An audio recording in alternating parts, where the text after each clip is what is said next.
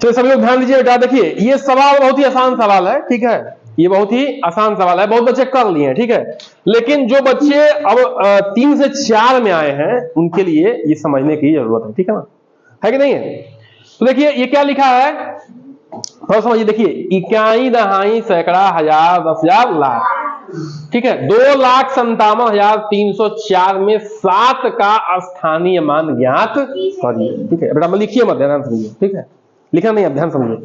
7 का स्थानीय मान, स्थानीय मान का मतलब क्या होता है बेटा, कि इस संख्या में उसके स्थान का मान कितना है ना जी। हाँ, एक होता है फेस वैल्यू, जिसको हिंदी में क्या कहते हैं, अंकित मान, जो दिख रहा है वही उसका अंकित मान है, 4 है तो 4 है, 0 तो 0 है, 3 है तो 3 है। लेकिन स्थानीय मान क्या है, नाम से ही स्पष्ट है कि इस संख्या में, यानी कि दी हुई संख्या में उसके स्थान का मान है ना बेटा। तो पहले हम लिखते हैं बेटा, देखिए इस संख्या को लिखते हैं, आगे से लिखते हैं, ठीक है, फिर इकाई दहाई करेंगे। ये है इकाई, दहाई, सैकड़ा, हजार, 10,000, लाख। इकाई मने 1, दहाई मने 10, सैकड़ा मने 100, हजार मने 1,000, 10,000 मने 10,000, लाख मने 1,00,000, ठीक है। तो क्या करना है कि जो जिसके स्थान पे है उसके उस स्थान से गुणा कर देना है, बाकी आपको मान निकल जाएगा। हमें किसका निकालना है, सिर्फ और सिर्फ 7 का निकालना है। इसमें कहा जा रहा है, देखो इसमें पढ़ो बेटा, ये कहा जा रहा है, ठीक है। तो देखिए ये है 7 गुणे कौन से स्थान पे है, बंद करिए, अरे 1000 के स्थान पे है बेटा। हाँ, तो 1000 में कितना जीरो, 3 जीरो। अगर नहीं समझ में आ रहा है तो यहाँ पे देख लो कितना जीरो पीछे अंक है, तो एक इसके अगर एक लिख दो, पीछे कितने अंक है, 3 जीरो, 3 जीरो बढ़ा दो। अब गुणा कैसे करेंगे बेटा, देखो 7 एकम में 7, पीछे का 3 जीरो बढ़ा देंगे। कभी भी अगर पीछे जीरो हो, एकदम पीछे, तो उसको गुणा करने की जरूरत नहीं है, आगे वाले गुणा करो, पीछे के जितना जीरो उसको बढ़ा दो। लेकिन ध्यान रखना बेटा, इसके आगे कोई अंक नहीं होना चाहिए। कोई भी अंक होगा या बीच में भी अंक होगा तो काम हो जाएगा गड़बड़। सिर्फ और सिर्फ क्या होना चाहिए, जीरो होने चाहिए, ठीक ना, तभी ऐसा होगा, ठीक है। तो हमने क्या निकाल लिया, इस संख्या में 7 का स्थानीय मान, ठीक है। तो क्या हो जाएगा, ये कभी कभी सवाल ये भी आता है कि इस संख्या में 7 के स्थानीय मान का और उसके अंकित मान में अंतर कितना है। तो क्या करेंगे, अंकित मान कितना होगा, 7 का 7 ना होगा, तो इसमें से 7 क्या कर देंगे, माइनस कर देंगे, ठीक है। कभी कभी ये आता है कि दी हुई संख्या नहीं बेटा है, बातें नहीं, यहां बातें नहीं चलता बेटा, यहां ध्यान दीजिए सभी लोग।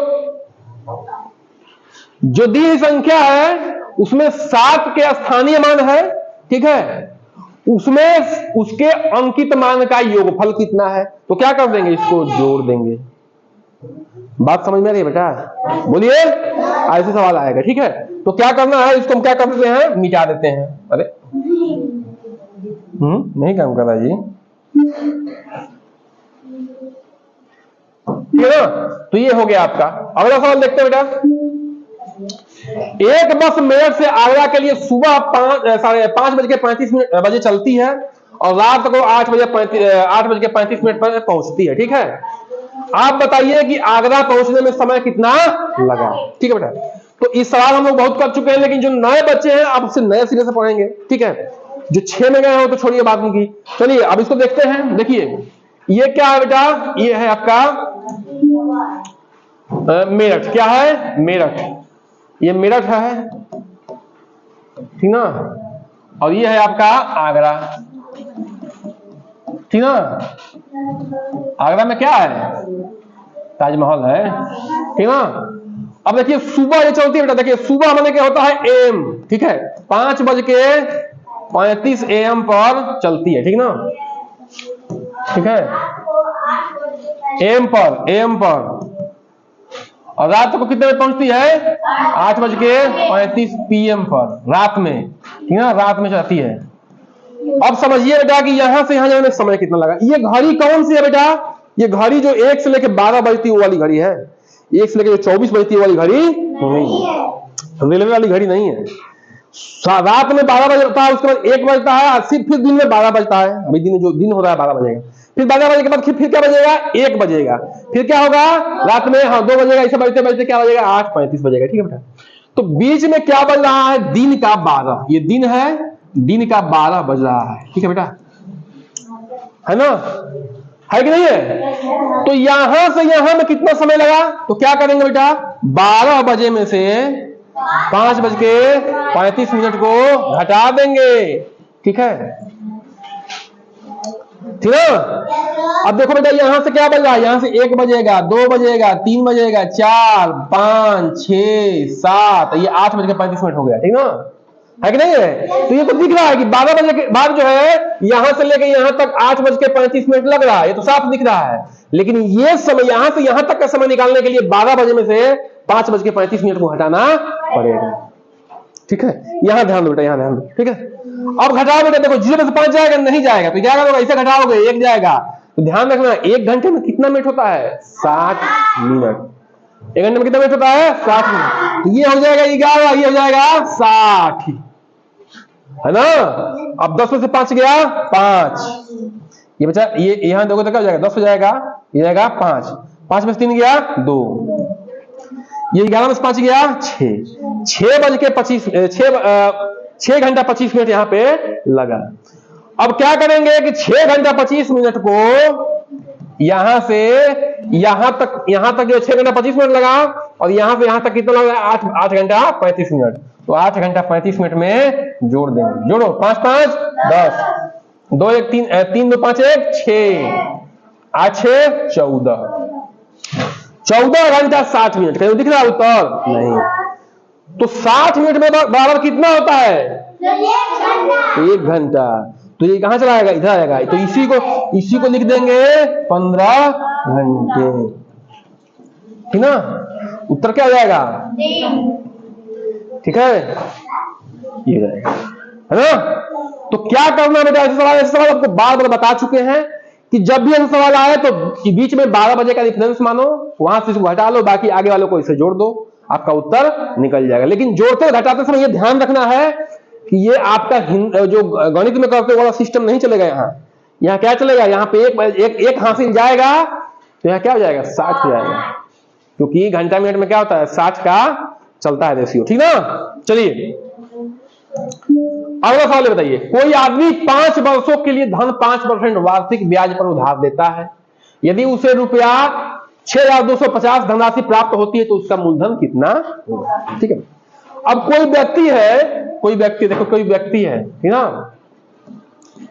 किसी को धन दे रहा है, ठीक है, किसी को धन दे रहा है, फिर इसको वापस कितना मिल रहा है, 6,250। यानी कि इसमें क्या है बेटा, इसमें मूलधन भी है प्लस ब्याज भी है, तो इसको क्या कहते हैं, मिश्रधन कहते हैं। 5% 5 वर्ष में अब 5% वार्षिक ब्याज पर दे रहा है, ठीक है ना। इसको वापस कितना ले रहा है, 6,250 रुपया मिल रहा है इसको।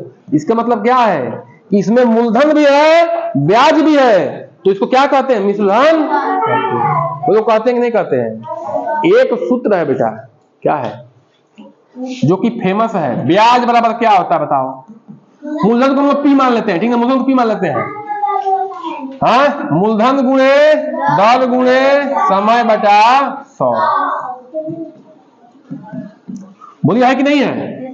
तो ब्याज क्या है, ब्याज क्या है बेटा, ब्याज कैसे निकलेगा, मिश्रधन में से ब्याज इधर है तो इस मिश्रधन में प्लस इधर जाएगा, मूलधन में से घटा दोगे, मिश्रधन में से मूलधन घटा दोगे तो ब्याज आएगा नहीं आएगा, बोलो। तो हमने क्या किया, ब्याज की जगह क्या लिख दिया, मिश्रधन माइनस मूलधन बराबर मूलधन गुणे दर गुणे समय बटे में 100।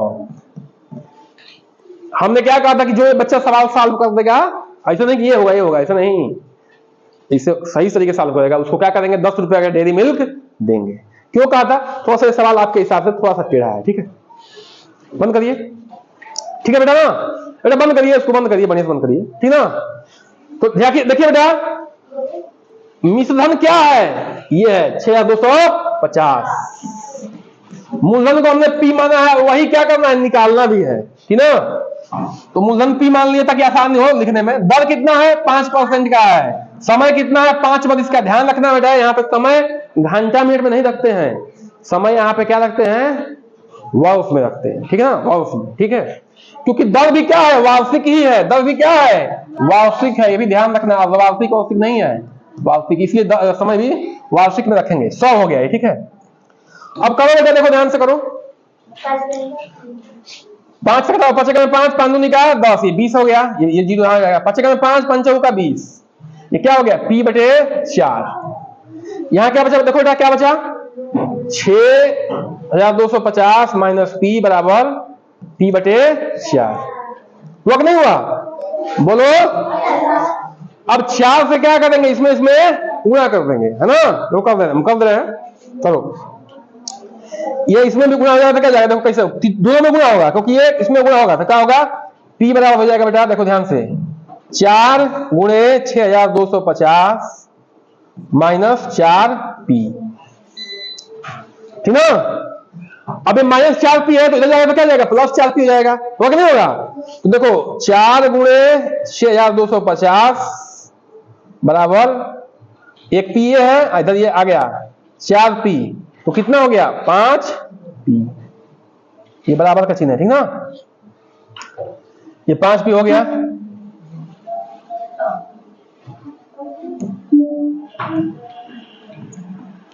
पांच पे हो गया ना बेटा, ये बचा, तो क्या करेंगे बेटा, देखो ध्यान से, यहाँ पे करना है अब, ठीक है।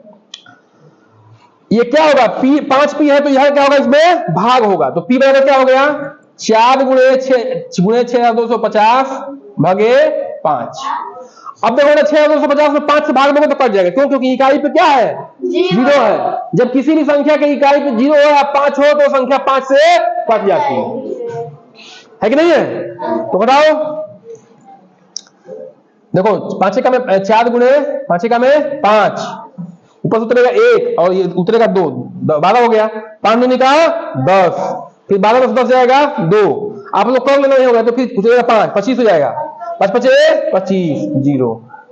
अब इसमें 4 से गुणा करो, 4 उसमें 0, 4 5 20 का 0, 4 दूनी का 8 और 2 10 और 4 का में 4 1 5, 4 उसमें 0, 4 5 20 का 0, 4 दूनी का 8 10, 4 का में 4 1 5, इतना रुपया आपका आएगा, ठीक है बेटा।